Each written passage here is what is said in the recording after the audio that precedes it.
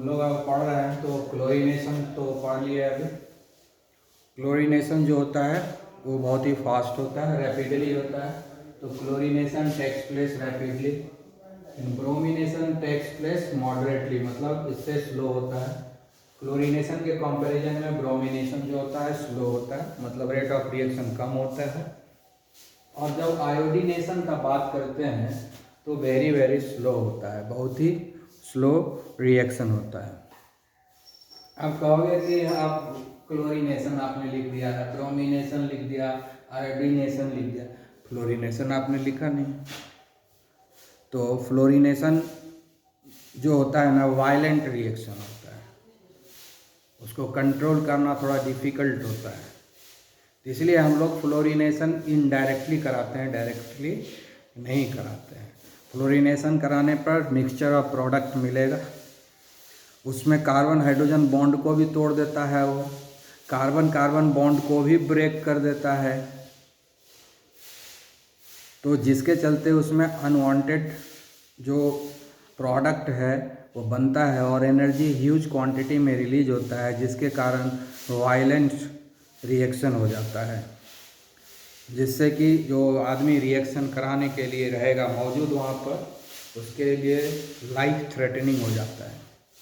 तो इसीलिए हम लोग फ्लोरीनेशन इस मेथड से नहीं कराते हैं। फ्लोरीनेशन डायरेक्टली जो ये मेथड है ये नहीं कराते, यानी फ्लोरीन को डायरेक्ट रिएक्शन हम एल्केन से नहीं कराते हैं, क्योंकि वो लाइफ थ्रेटनिंग केमिकल रिएक्शन होता है, सभी लोगों से कंट्रोल होना डिफ़िकल्ट होता है। Highly experience people can carry out this reaction with fluorine. तो इसीलिए हम फ्लोरीनेशन का डिस्कशन नहीं किए हैं। तो उसका दूसरा उपाय साइंटिस्ट ने ही खोजा कि हम लोग फ्लोरीनेशन डायरेक्टली नहीं कराएंगे, हम लोग फ्लोरीनेशन कराएंगे लेकिन इनडायरेक्टली कराएंगे। इनडायरेक्टली का मतलब हुआ पहले हम लोग क्लोरीनेशन करा लें या ब्रोमिनेशन करा लें या आयोडीनेशन करा लें। पहले ये तीन चीज़ में से कोई एक करा लेंगे और उसके बाद हेलोजन एक्सचेंज कर देंगे, है ना। वो ज़्यादा आसान, हेलोजन एक्सचेंज मतलब आयोडीनेशन ऑलरेडी हो चुका है तो उसको हम जो है फ्लोरीन से एक्सचेंज करवा लेंगे, तो वो जो है ख़तरनाक नहीं होता है। तो उसको भी हम लोग पढ़ेंगे, हेलोजन एक्सचेंज भी पढ़ेंगे।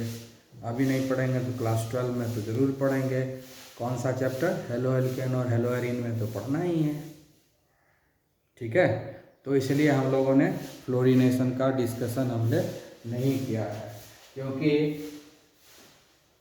क्लोरीन, ब्रोमीन और आयोडीन कार्बन कार्बन के बॉन्ड को कभी नहीं तोड़ता है, सिर्फ वो सब्स्टिट्यूट कर देता है हाइड्रोजन को। लेकिन फ्लोरीन क्या करता है? कार्बन कार्बन बॉन्ड को भी तोड़ देता है। क्या करता है? कार्बन कार्बन बॉन्ड को भी तोड़ देता है, जिसके चलते कि huge quantity of energy release होता है और ब्लास्ट होने का चांसेस होता है, ठीक है ना। तो जिसके कारण जो है, क्योंकि बॉन्ड टूटा है फिर नया बॉन्ड बनेगा, नया बॉन्ड बनेगा तो एनर्जी ह्यूज क्वांटिटी में रिलीज होता है इस केस में, ठीक है। तो इसलिए ये लाइफ थ्रेटनिंग रिएक्शन है, जिसके लिए इसको हम लोग रिएक्शन नहीं करवाते, ठीक है। तो अब हम लोग चलो क्लोरीनेशन तो हो गया, ब्रोमिनेशन होगा, रैपिड मॉडरेटली होगा। आयोडीनेशन में प्रॉब्लम क्या है? स्लो तो होता ही है, साथ में रिवर्सिबली होता है। रिवर्सिबली का मतलब हुआ कि जो प्रोडक्ट बना ना वो प्रोडक्ट आपस में रिएक्शन करके फिर से रिएक्टेंट बना देगा। तो ये तो बड़ा डिफिकल्ट है। हम लोग रिएक्शन आयोडीनेशन करवाए, आयोडाइड हमको मिला और फिर वो आयोडाइड वापस अल्केन में बदल जाएगा, यानी हेलो एल्केन फिर से एल्केन में बदल जाएगा, तो फिर ये रिएक्शन किस लिए करेंगे, ठीक है ना। तो ये चूँकि रिवर्सिबल रिएक्शन होता है तो इसमें आयोडीनेशन में एक प्रिकॉशन करना पड़ता है, ठीक है।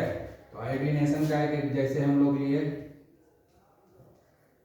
ये मीथेन है और इसका रिएक्शन हम लोग करवाएंगे, आयोडीनेशन करवा दिए तो क्या होगा?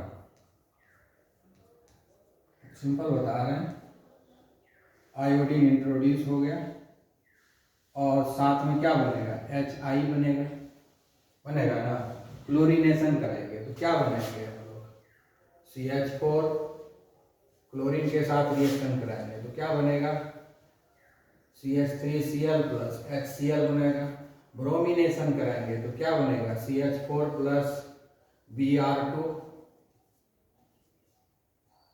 तो क्या बनाएगा, CH3Br प्लस HBr, यही ना प्रोडक्ट बनेगा।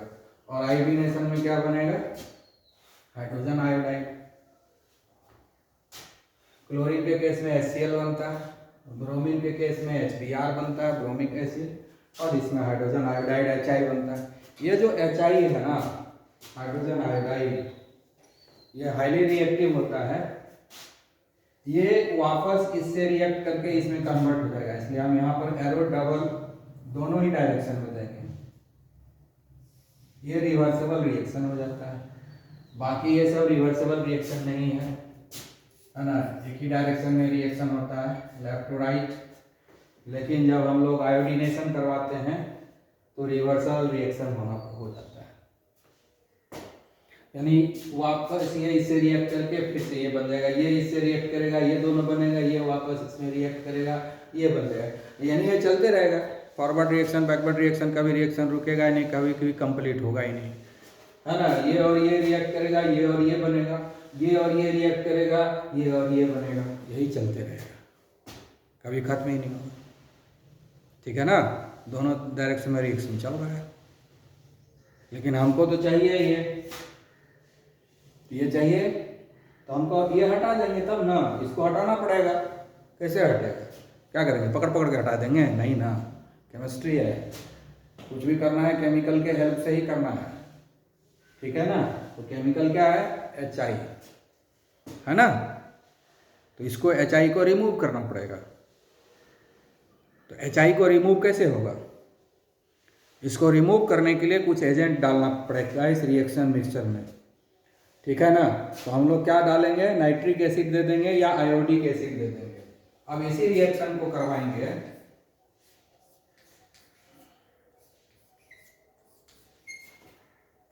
तब ये रिवर्सिबल रिएक्शन नहीं होगा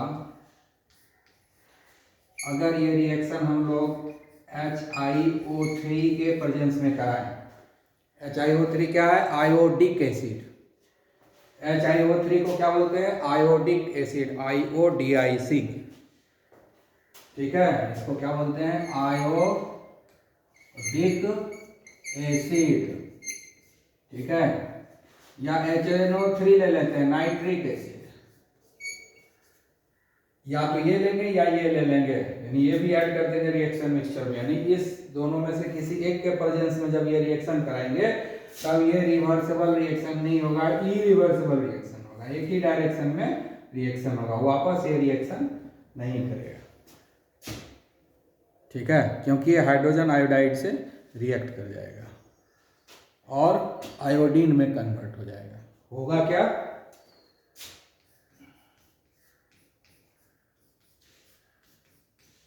अब हाइड्रोजन आयोडाइड नहीं बनेगा, अब बन जाएगा आयोडीन। तो अब आयोडीन बन गया। अब देखो रिवर्सिबल नहीं होगा, ये हमको मिल गया, साथ में आयोडीन मिलेगा, ठीक है ना। अब हाइड्रोजन आयोडाइड बनेगा ही नहीं, तो फिर रिवर्सिबल कैसे होगा। अभी इस केस में क्या होता है कि हाइड्रोजन आयोडाइड साथ में बनता है, या हाइड्रोजन आयोडाइड क्या होता है, वापस इससे रिएक्ट करके फिर से ये मीथेन बन जाएगा। तो हम क्या किए, इसी रिएक्शन को हम चेंज कर दिए, यही रिएक्शन करवाना है, लेकिन अब रिएक्शन में और एक केमिकल दे दिया, आयोडिक एसिड या नाइट्रिक एसिड, ये दोनों में से किसी एक को डाल देंगे इस रिएक्शन मिक्सचर में। तब सिर्फ जो है इरिवर्सिबल रिएक्शन होगा, एक ही डायरेक्शन में रिएक्शन होगा, क्योंकि ये दोनों क्या करेगा, हाइड्रोजन आयोडाइड बनने ही नहीं देगा, ठीक है। हाइड्रोजन आयोडाइड जो बनेगा उसको आयोडीन में कन्वर्ट कर देगा, ठीक है।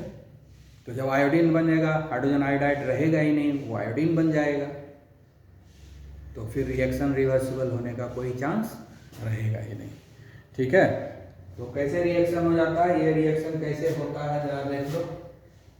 हाइड्रोजन आयोडाइड, इसका रिएक्शन हम HiO3 से हो जाता है, ठीक है। HiO3 से रिएक्शन होने के बाद क्या बनता है, H2O बनता है, वाटर बनेगा और साथ में आयोडीन बनेगा।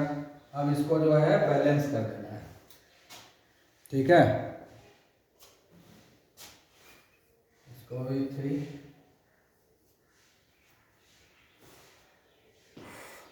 ठीक है। तो ये जो आयोडिक एसिड है वो हाइड्रोजन आयोडाइड से रिएक्ट करके वाटर और आयोडीन में कन्वर्ट कर दिया, तो आयोडीन मिल गया, साथ में हाइड्रोजन आयोडाइड नहीं मिला, हाइड्रोजन आयोडाइड यूज हो गया। उसी तरह से नाइट्रिक एसिड भी हाइड्रोजन आयोडाइड से रिएक्ट कर जाएगा अगर इसका हम इस्तेमाल करते हैं, ठीक है। तो ये क्या क्या बना देगा, ये बनाएगा वाटर,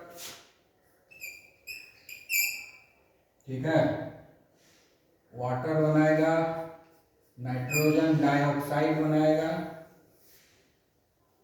और साथ में आयोडीन बनाएगा, ठीक है।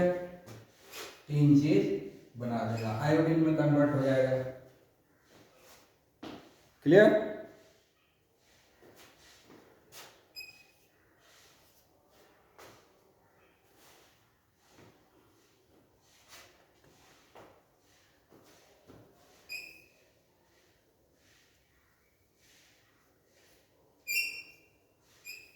अब हो गया इक्वेशन बैलेंस। तो नाइट्रिक एसिड हाइड्रोजन आयोडाइड से रिएक्ट करके हाइड्रोजन आयोडाइड को आयोडीन में कन्वर्ट कर देता है, आयोडिक एसिड हाइड्रोजन आयोडाइड से रिएक्ट करके आयोडीन में कन्वर्ट कर देता है। जब हाइड्रोजन आयोडाइड रहेगा ही नहीं तो रिवर्सिबल रिएक्शन नहीं होगा। तो जब हम आयोडीनेशन कराएंगे तो इस बात का ख्याल रखेंगे कि हम उसमें आयोडिक एसिड या नाइट्रिक एसिड का इस्तेमाल करें, और इस मेथड से फ्लोरिनेशन नहीं कराएंगे, क्योंकि फ्लोरिनेशन रिएक्शन जो होता है वायलेंट रिएक्शन होता है, क्योंकि वो कार्बन हाइड्रोजन बॉन्ड को तोड़ने के साथ साथ कार्बन कार्बन बॉन्ड को भी बहुत ही तेज़ी से तोड़ देता है, ठीक है। उसके बाद जो बॉन्ड फॉर्मेशन होता है उसमें काफ़ी ज़्यादा एनर्जी रिलीज होता है, जिसके कारण ये जस्ट लाइक एक्सप्लोसिव होता है, बॉम्ब के जैसा बिहेवियर होने लगता है। तो इसीलिए हम फ्लोरिनेशन इस मेथड से नहीं करवाते हैं, ओके।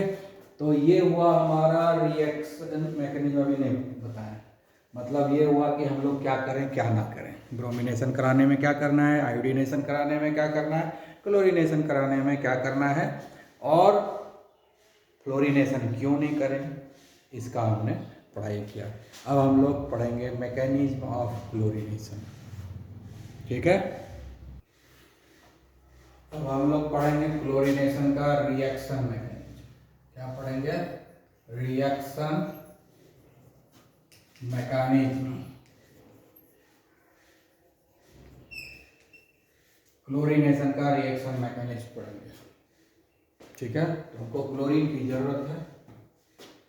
तो सबसे पहले जो स्टार्ट होगा इसको बोलते हैं इनिशिएशन, इसको क्या बोलते हैं? इनिशिएशन, मतलब रिएक्शन स्टार्ट होना। तो कैसे होगा? क्लोरीन है, इसको क्या लिख सकते हैं? Cl ऐसे लिख सकते हैं। ये एनर्जी को एब्जॉर्ब करेगा, हाई एनर्जी को एब्जॉर्ब करेगा, Hd, high energy, ultraviolet rays, diffuse sunlight या हाई हीट एनर्जी में कुछ भी देंगे तो यहाँ पर क्या होगा? होमोलाइटिक फिशन होगा।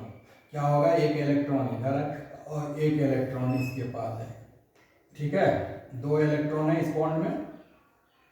ये जो हाई एनर्जी को एब्जॉर्ब करेगा क्लोरीन, और ये बॉन्ड टूट जाएगा और फ्री रेडिकल तैयार हो जाएगा। एक इलेक्ट्रॉन इधर, एक इलेक्ट्रॉन इधर, फ्री इलेक्ट्रॉन बोलो या नेसेंट क्लोरीन बोलो, ठीक है, जो बोलना है बोल सकते हो। तो Cl फ्री रेडिकल 2 ठो बन गया, एक इलेक्ट्रॉन इधर आया, एक इलेक्ट्रॉन इधर आया, दोनों के ऊपर एक एक इलेक्ट्रॉन, इसलिए हाफ एरो दिए हैं क्योंकि दोनों तरफ एक एक इलेक्ट्रॉन जा रहा है। होमोलाइटिक फिशन हुआ, याद है जो पढ़ाए थे GOC में, ठीक है। ये हो गया इनिशिएशन। इनिशिएशन मतलब रिएक्शन की शुरुआत हुई, ठीक है ना। हाँ, तो ये रिएक्शन हो गया। ये क्या हो गया? होमोलिसिस हुआ, हेटेरोलाइटिक फिशन नहीं हुआ, है ना, होमोलिसिस हुआ, ठीक है, दोनों तरफ गया। अब जो है ये जो क्लोरीन फ्री रेडिकल है ना, वो इस चेन को आगे बढ़ाएगा, तो नेक्स्ट स्टेप में क्या करेगा, जैसे हम मीथेन ही लेते हैं,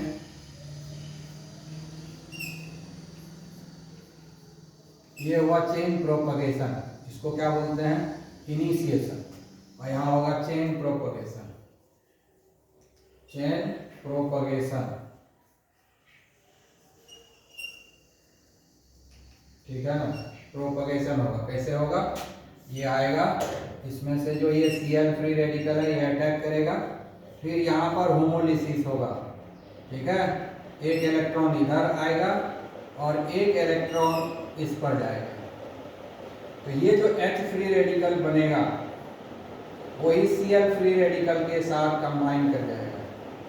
ये जो H फ्री रेडिकल है ये Cl फ्री रेडिकल के साथ कंबाइन करेगा और HCl बना के निकाल जाएगा। H फ्री रेडिकल, यहाँ एक इलेक्ट्रॉन आएगा, ये एक इलेक्ट्रॉन H फ्री रेडिकल बनेगा और ये Cl फ्री रेडिकल के साथ कंबाइन करेगा और HCl बना लेगा, और ये मिथाइल फ्री रेडिकल हमको मिल गया। ये मिथाइल फ्री रेडिकल मिल गया, ठीक है, एक इलेक्ट्रॉन आया।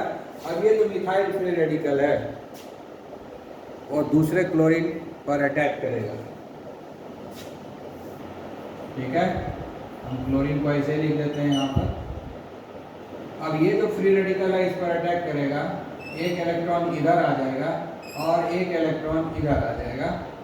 अब यहाँ से एक क्लोरीन फ्री रेडिकल आकर के इससे ज्वाइन कर जाएगा और एक क्लोरीन फ्री रेडिकल यहाँ पर रिलीज, एक क्लोरीन फ्री रेडिकल ये बचा रह गया, रिलीज हो गया, माइनस करके दे दिया, रिलीज हो गया, और एक Cl फ्री रेडिकल आकर के इससे कंबाइन कर देगा,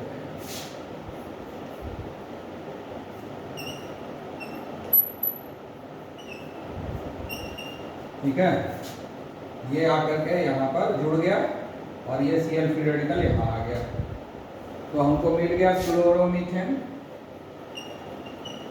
एक प्रोडक्ट मिल गया, ठीक है, एक प्रोडक्ट तो मिल गया क्लोरोमीथेन। अब इस पर क्या करेगा,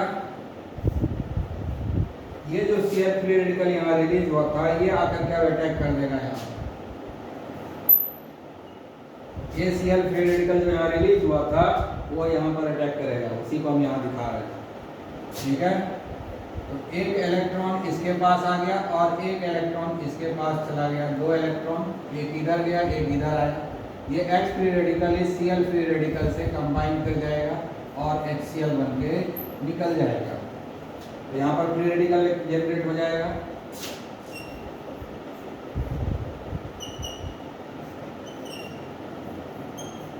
अब ये हमको एक फ्री रेडिकल मिल गया, अब ये नेक्स्ट क्लोरीन पर अटैक कर देगा,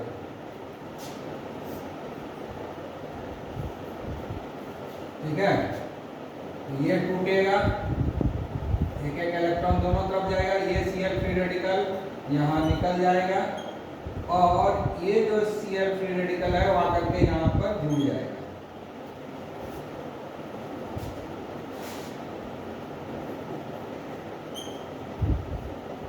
यहाँ जुड़ गया Cl, पहले से Cl है, ये देखो हमारा क्या मिला, डाइक्लोरोमीथेन, डाइक्लोरोमीथेन, ये है रिएक्शन मैकेनिज्म, इसको चेन प्रोपगेशन बोल रहे हैं, चेन बढ़ रहा है आगे, चेन रिएक्शन हो रहा है। अब इसके ऊपर क्या होगा, ये जो Cl फ्री रेडिकल यहाँ रिलीज हुआ वो अटैक कर देगा इस पर, ठीक है, एक इलेक्ट्रॉन ऐसे निकल जाएगा और एक इलेक्ट्रॉन ऐसे घूमते हुए यहाँ आ जाएगा, ठीक है, एक इलेक्ट्रॉन इस पर गया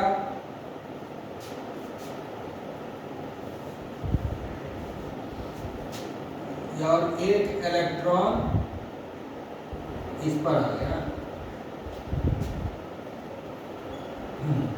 एक इलेक्ट्रॉन इस पर गया एक इलेक्ट्रॉन इस पर आ गया, और ये जो H है, H फ्री रेडिकल है, इस Cl फ्री रेडिकल के साथ कंबाइन करके HCl के रूप में रिलीज हो जाएगा और ये फ्री रेडिकल हमको मिल जाएगा,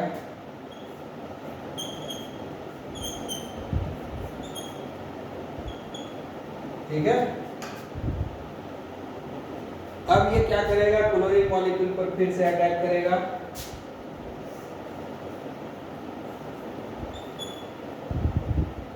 ये एक इलेक्ट्रॉन इधर आएगा और एक इलेक्ट्रॉन इधर जाएगा, दोनों के ऊपर एक एक इलेक्ट्रॉन, और एक ये Cl फ्री रेडिकल यहाँ आके इससे कंबाइन कर जाएगा और ये Cl फ्री रेडिकल यहाँ रिलीज हो जाएगा। ठीक है,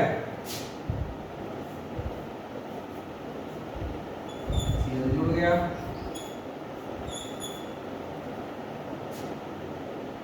अब ये फिर तीसरा प्रोडक्ट मिला हमको, ट्राइक्लोरोमीथेन।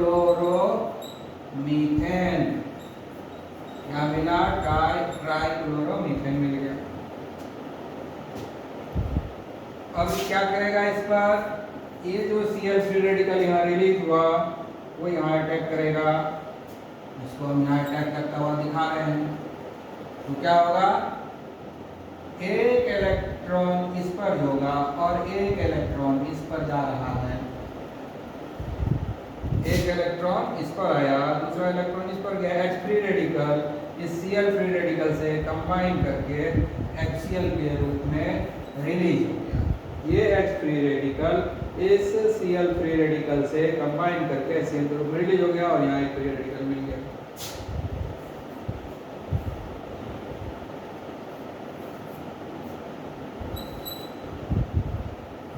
Free radical. ठीक है, अब क्या करेगा, ये फिर Cl पर अटैक करेगा, क्लोरीन पर। ये बॉन्ड टूटेगा, एक इधर एक इधर। ठीक है, तो ये जो Cl फ्री रेडिकल है ये आएगा इस कार्बन पे अटैक कर देगा, यहाँ जुड़ जाएगा। ठीक है, और ये Cl फ्री रेडिकल यहाँ रिलीज हो जाएगा। क्या बनेगा, यहाँ भी जुड़ जाएगा। जो प्रोडक्ट यहाँ जगह नहीं है तो हम यहाँ लिख रहे हैं।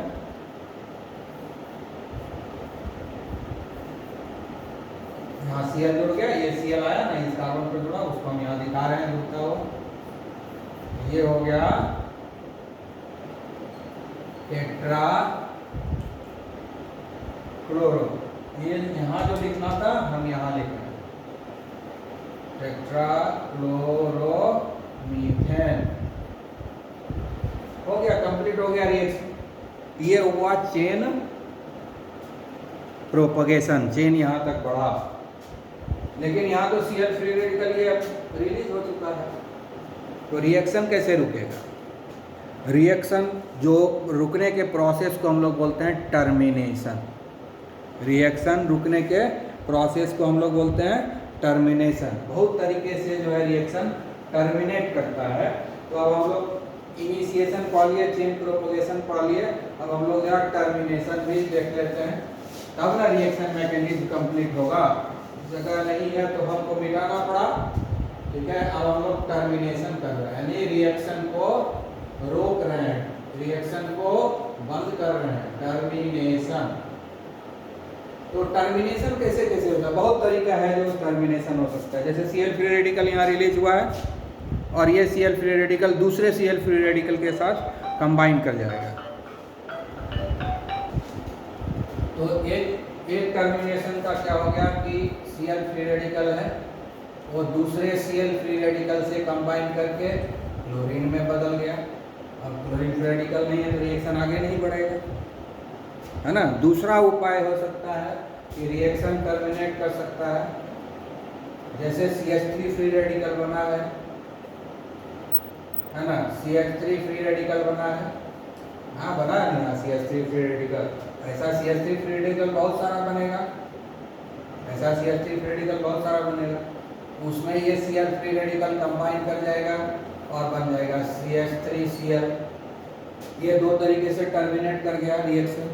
तीसरा हो सकता है कि दो ठो मिथाइल फ्री रेडिकल जुड़ जाए, CH3 फ्री रेडिकल फिर CH3 फ्री रेडिकल, ये दोनों कंबाइन करते हैं तो क्या बन जाएगा CH3 CH3। तो ये तीन तरीका से जो है रिएक्शन टर्मिनेट कर सकता है। या ये तीनों तरीका से टर्मिनेट हो जाए या तीनों में से कोई एक तरीका से टर्मिनेट हो जाए, मतलब रिएक्शन प्रोसीड होना बंद हो जाएगा यहाँ पर। तो हमने रिएक्शन मैकेनिज्म पढ़ा, रिएक्शन का इनिशिएशन हुआ, चेन प्रोपगेशन हुआ और फिर वो रिएक्शन टर्मिनेट हुआ। तो ये रिएक्शन मैकेनिज्म ऑफ क्लोरीनेशन है। उसी तरह से रिएक्शन मैकेनिज्म ऑफ ब्रोमिनेशन बना सकते हैं, ठीक है। ब्रोमिनेशन में Br2 लेंगे, आयोडीनेशन में I2 लेंगे, लेकिन रिएक्शन तो वही, मैकेनिज्म तो ऐसा ही सेम ही रहेगा, ठीक है। अब है कि एल्केन तो 3 तरह का होता है ना, हाँ, तो किस में होगा? हम बताए थे कि एल्केन में कुछ प्राइमरी कार्बन होता है, कुछ सेकेंडरी कार्बन होता है, कुछ टर्शियरी कार्बन होता है। तो फ्री रेडिकल का स्टेबिलिटी हम बताएं, तो सबसे जो स्टेबल फ्री रेडिकल होगा वो टर्शियरी का होता है। इसलिए सबसे ज़्यादा जो रिएक्टिविटी होगा टुवर्ड्स द हैलोजन वो टर्शियरी कार्बन का होगा। तो उस बात का हम भी ध्यान रखना है जब हायर एल्केन पढ़ेंगे। तो एक चीज़ और पढ़ लेंगे, रिएक्टिविटी टुवर्ड्स हैलोजनेशन, ठीक है ना। हैलोजनेशन के तरफ सबसे ज़्यादा रिएक्टिव कौन सा जो है एल्केन होगा? सबसे कम जो होगा ये है मीथेन। सबसे कम रिएक्टिव होता है हैलोजनेशन में मीथेन। ये हो गया हमारा ईथेन, ठीक है। इस तरह ये मीथेन हो गया। ये इसमें देखो ऐसे तो नहीं हम लोग बोल सकते हैं। इसमें जो है ये क्या है, 1 डिग्री कार्बन एटम। पढ़ाए थे प्राइमरी सेकेंडरी टर्शियरी किसको बोलते हैं। ये कार्बन भी 1 डिग्री है, ये कार्बन भी 1 डिग्री है। प्राइमरी कार्बन है, इसमें कोई प्राइमरी कार्बन नहीं है। इसमें प्राइमरी कार्बन ये भी है, ये भी है, क्योंकि दोनों एक दूसरे से जुड़ा हुआ है। एक कार्बन से डायरेक्टली एक ही कार्बन जुड़ा हुआ है। एक कार्बन से डायरेक्टली जब एक कार्बन जुड़ा हुआ रहता है तो वो प्राइमरी कार्बन होता है। तो उसके साथ जो हाइड्रोजन जुड़ा हुआ प्राइमरी हाइड्रोजन, इसमें सब के सब प्राइमरी हाइड्रोजन। ये जो 6 का 6 हाइड्रोजन दिख रहा है प्राइमरी हाइड्रोजन। अब इसमें देखिए कि ये वाला जो कार्बन है, ये वाला कार्बन इससे भी जुड़ा हुआ है, इससे भी जुड़ा हुआ है।